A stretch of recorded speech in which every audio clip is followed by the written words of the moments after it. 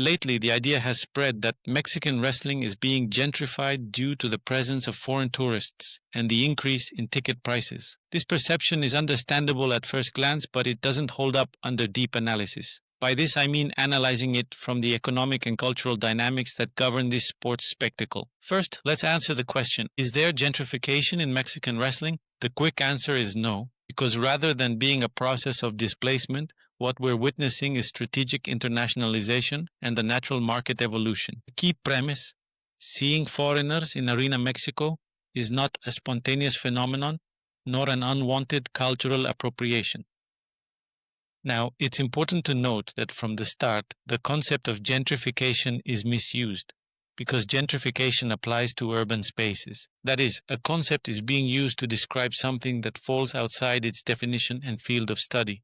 I understand that using the term gentrification to describe changes in wrestling is a colloquial metaphor aiming to capture a sense of change and possible displacement, but it fails in analytical precision. Gentrification has a very specific academic and practical definition that doesn't directly translate to a spectacle like wrestling.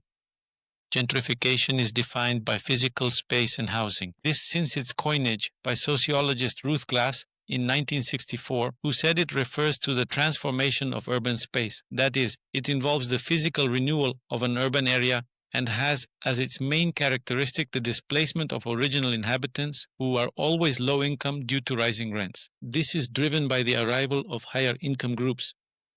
Professional wrestling is not a residential space. You can't evict a fan from their culture in the same way you evict a family from their home. The presence of a tourist in Arena Mexico doesn't prevent a local fan from attending. The arena has a capacity of thousands of seats, and the business model is based on filling it. The fact that a segment of tickets is more expensive doesn't eliminate the option of cheaper tickets. It's a price stratification model, not displacement.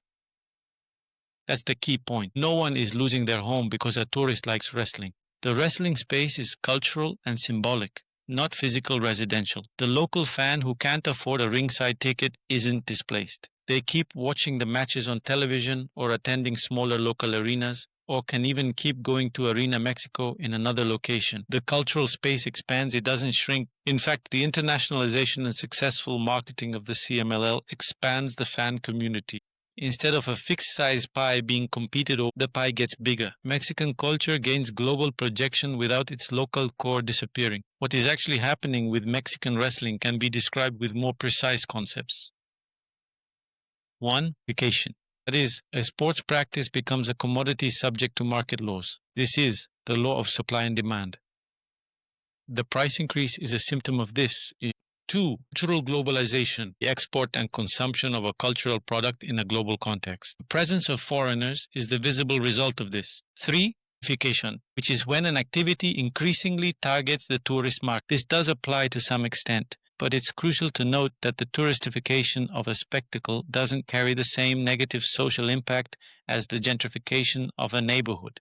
In conclusion, using the term gentrification for wrestling is imprecise and alarmist. It incorrectly applies a concept of urban geography and sociology to a phenomenon of cultural economy and globalization. Yes, there are more foreigners, but that's due to a business strategy of the CMLL. Prices rise, but that's due to the law of supply and demand for a more popular product.